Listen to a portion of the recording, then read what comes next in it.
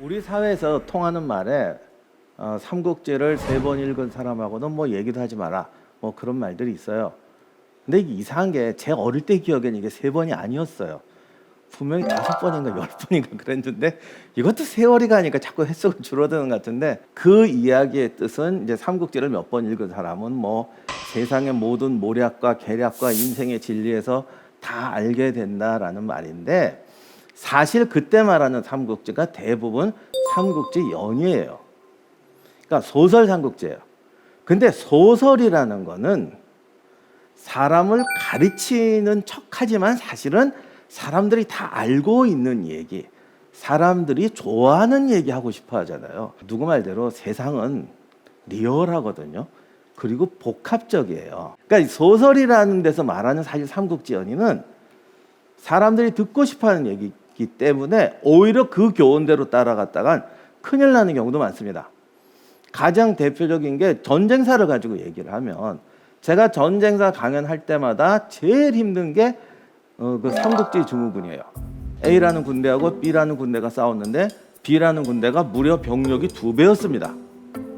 그랬더니 관중석에서 에게 이놈의 삼국지 때문에요, 한 100만 대군하고 10,000명하고 싸웠다 이래 사람들이 감동을 받지, 뭐 2대1로 싸웠다 그러면 아주 코웃음을 쳐요.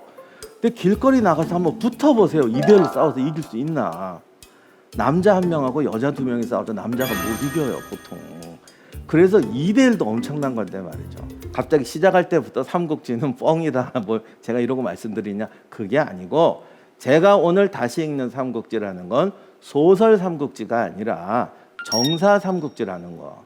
그리고 삼국지 소설에 나오는 교훈은 오히려 인생에 적용하면 큰일 나는 게 너무 많다는 거예요. 사실 정사 삼국지가 재미없죠. 없지만 삶의 교훈, 인문학적 교훈은 훨씬 풍부하기 때문에 오늘 정사 삼국지를 살펴보겠습니다. 이 삼국지는 동서양의 고전인데 우리나라에도 꽤 일찍 들어왔어요. 삼국지는 이상하게 그 선조가 관련이 많은데 1569년에 선조 2년, 처음 왕이 된 지 얼마 안 됐을 때 이렇게 얘기하다 보면 선조가 그때 벌써 삼국지를 읽었더라고요.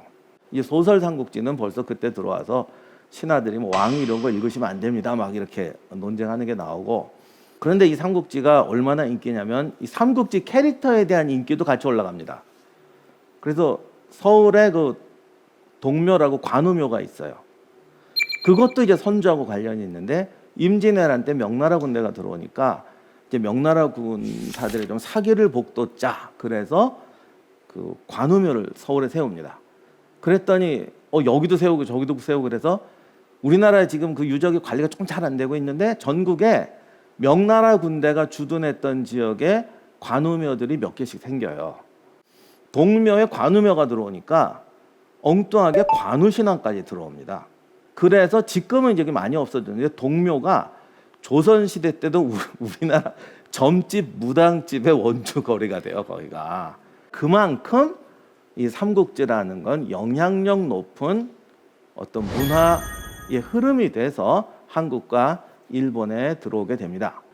삼국지의 독특한 인기는 세 나라에서 다 히트를 칠 뿐 아니라 묘하게 대립되는 사람들도 다 좋아한다는 거예요. 삼국지가 난세를 모델로 하는데, 난세가 되니까 모략과 배신이 판을 치지 않습니까? 모략과 배신이 판을 치니까 뭔가 의리를 지키고 충성을 지키는 사람은 빛이 더 나는 거예요. 그러면 의리, 충성 좋아하는 분들은 더 봐요. 그 다음에 난세라는 거는 어떻게 보면 되게 현실적인 거잖아요. 야, 의리, 충성 그런 게 아니라 세상은 그거 다 저기 말도 안 되는 그 세상은 실용이야. 이런 사람들이 보면 또 좋아한다고요. 골라 먹으면 됩니다. 그래서 삼국지는 영원한 부패예요. 그래도 캐릭터도 굉장히 많고, 근데 캐릭터가 또 많을 뿐 아니라 정말 잘 만들어서, 제가 사실 영화 보다가 이렇게 액션 영화, 우리나라가 아니라 다른 나라 액션 영화를 보면 주인공이 서너 명씩 나오는데, 거기 어떤 영화든지 삼국지에 누군가가 다 있어요. 아, 저 사람은 관우와 장비와 뭐 허저다, 뭐 이렇게 보일 때도 있고, 저건 제갈량하고 마초구나. 하여간 뭔가 250명, 300명 가까이 되는 캐릭터가 영화에 5명씩 다 나와, 어딘가. 그래서 이게 영원한 또 저기 인기 작품이 되는 것 같습니다. 그리고 또 하나는 한중일에 다 히트를 치는데 묘하게 그 나라마다 인기인이 달라요. 중국은 무조건 관우예요. 근데 이게 또 관우가 왜 그러냐면 이게 문관, 무관, 뭐 충, 황제 또 막 관우가 상인의 신이어가지고 여러분 중국 여행 가서 혹시 이렇게 큰 식당 들어가시면 다 사당들이 있는데 거기 은근히 관우상 많습니다. 그러니까 이게 또 장사꾼의 신이에요. 그랬더니 또 누구는 뭐 우리야, 예를 들면 어느 업종 있잖아요. 두부장수에 우린 야 뭐 그럼 또 누구야. 그래서 하여간 군인 뭐 할 거 없이 초월적인 인기를 가져요. 반대로 일본은 누구를 제일 좋아하는지 아세요? 역대로 일본이 제일 좋아하는 건 조자룡이에요. 약간 사무라이 기질이 있잖아요. 중국하고는 반대야. 조자룡은 성격이 뚜렷하잖아요. 돌파, 뭐 적진 돌파 이런 거 제일 좋아요. 우리나라가 좀 문제인데 저는 우리나라 앙케이트 조사한 건 못 봤는데 내 기억으로 그냥 내 짐작으로 해보면은 옛날에는 유비가 제일 인기였던 것 같아요. 다가 어느 날은 조조가 바뀌더라고요. 그리고 또 대학 입시 때문인데 제갈량을 또 되게 좋아해요. 아슬아슬해요. 제갈량이 인기였거나 아니면 유비가 인기다가 조조로 바뀌었거나 요즘에 또 돌아왔거나 하여간 우리나라는 좀 역동적이어서 성장이 빨라서 그런지 자주 바뀌는데 다만 특징은 제갈량이 항상 1, 2위권에 있다. 공부 잘하는 애, 머리 좋은 애. 이거는 또 확실하더라고요. 그래서 어떻게 보면 인기라는 게 나라마다 다르다는 것도 이게 굉장히 다양한 요소를 가지고 있다. 인간 본성에서 요구하는 다양한 요소를 가지고 있다라는 걸 말해줍니다. 그런데 문제는 이 요소가 소설은 진짜가 아니라는 거예요. 그러나 내용은 다르지만 이런 요소 자체는 정사삼국지에 있다는 거죠. 정말 정사삼국지는 어떻게 되어 있는지 지금부터 살펴보도록 하겠습니다. 정사삼국지는 가공의 교훈이 아니라 정말 리얼한 인간사의 교훈이 있습니다. 왜 그러냐? 정사삼국지가 만들어지는 과정부터가 좀 드라이해요. 오늘의 주제어 중에 하나가 드라이하답니다. 그러니까 연희하고는 어떻게 보면 반대예요. 소설은 부패인데 여기는 단품으로 승부하는 요리가 정사삼국지입니다.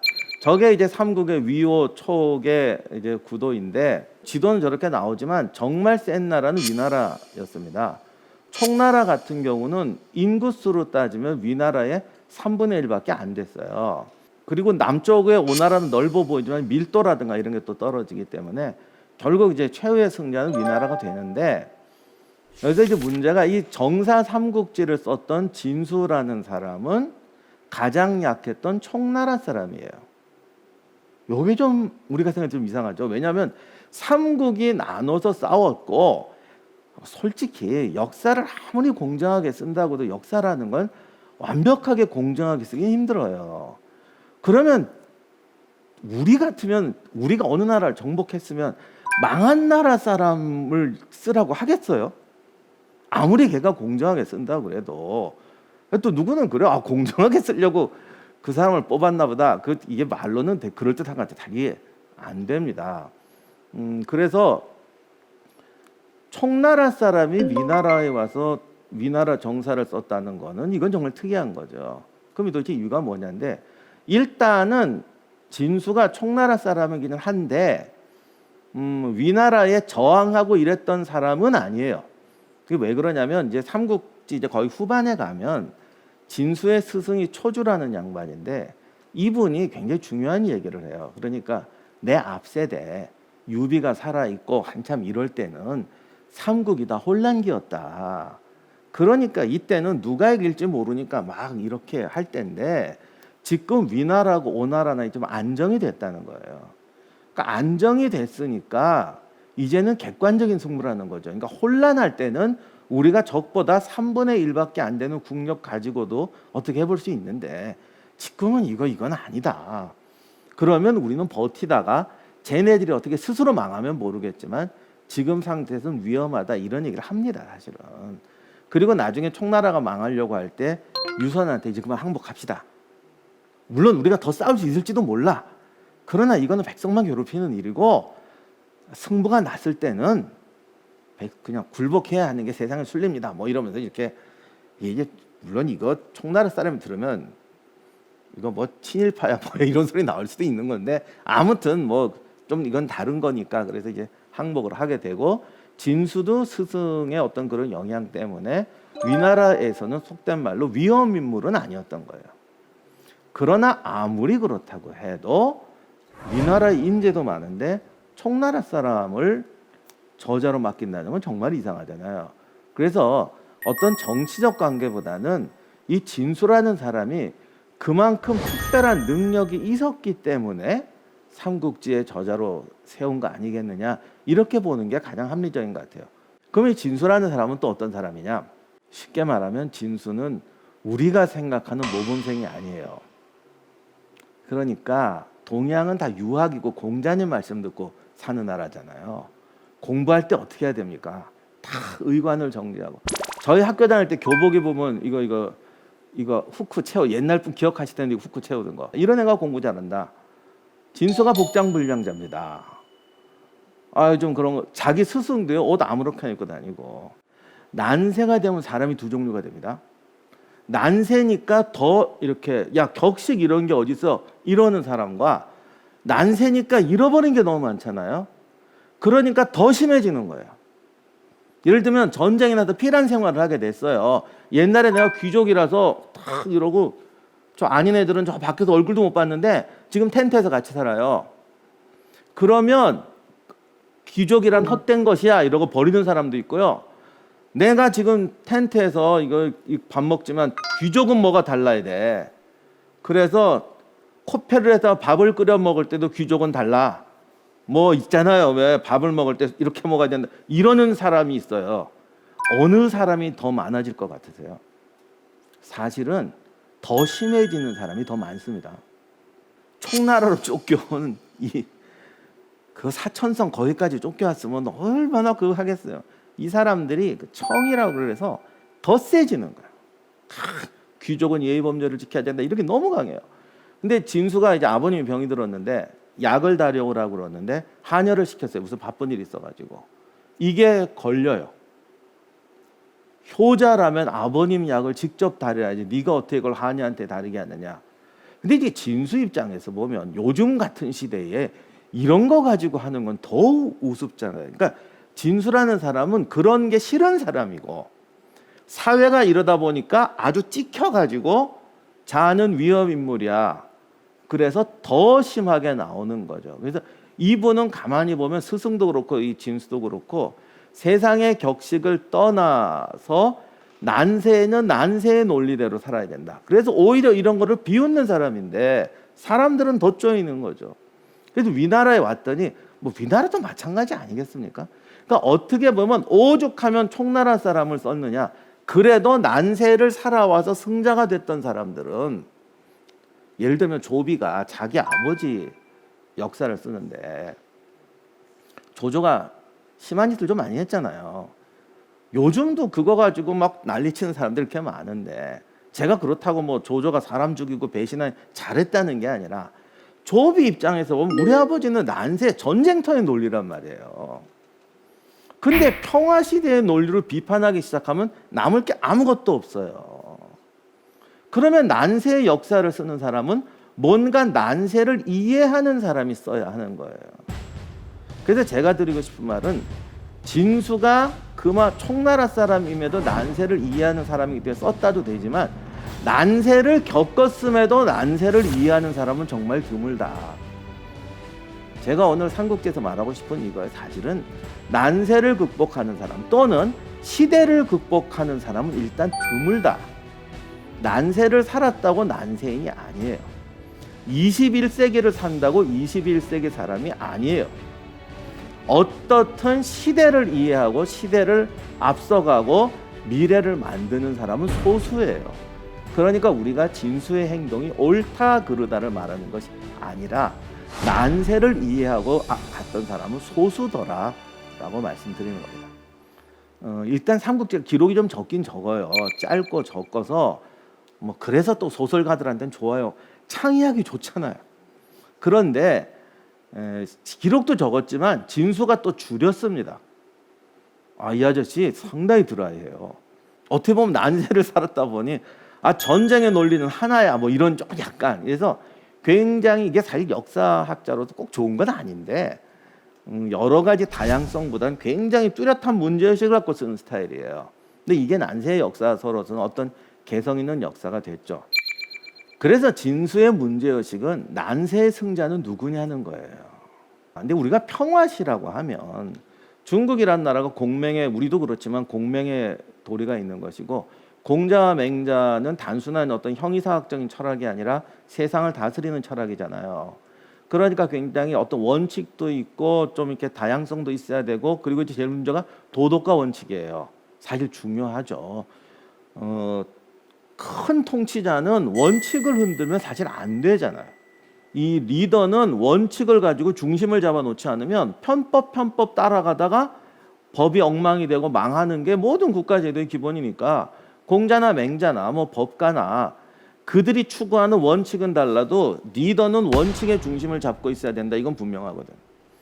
근데 또 이렇게 가다 보면은 사람의 행동을 구속하게 돼요. 이건 좋은 행동이요, 저건 나쁜 행동이요, 이렇게 되는데 진수는 난세를 살아봐서 그런지 난세에는 이렇게 가야 한다라는 게 딱 있어요. 우리가 이제 위인전을 보고 드라마를 보면 기본적으로 유비는 모범생으로 나오잖아요. 뭐 그런 만화도 있는데 삼국지 주인공들을 이렇게 뭐 회사나 학교에 넣어놓는 거예요. 그럼 제일 모범생이 누구냐? 100% 유비지 뭐. 또 물어봐요. 제일 공부 잘하면 전교 1등 하는 애 누구냐? 100% 제갈량이지 뭐. 아마 제갈량을 모델로 학교에 넣어놓으면 보통 이런 거 생각하실 거예요. 그냥 건드릴 수 없는 전교 1등. 그리고 맨날 공부만 하고, 그러니까 학교에 뭐 깡패도 있고 뭐도 있고 그래도 걔는 안 건드리는 거지. 심지어 너 우리한테 들어와라 이런 말도 잘 못하는 거지. 아무도 안 건드려. 앉아서 공부나 탁 하고 높은 데서 이렇게 탁 애들 떠들 때 뭐 이러고 공부하고서 옆에서 놀던 애들도 이렇게 공부하면서 옆으로 피해가고 막 이러는, 그랬을 것 같으세요? 제갈량도 공부했습니다. 삼국지에 나오는 주인공의 특징이 뭔지 아세요? 다 공부 안 해요.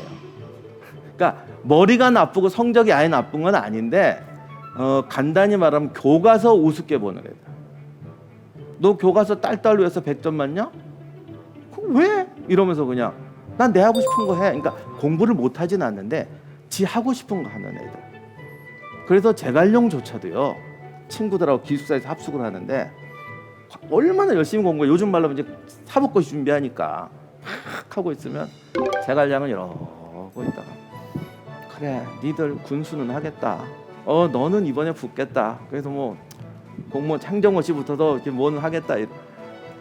애들이 기분 나빠서 너는 뭐가 될 건데?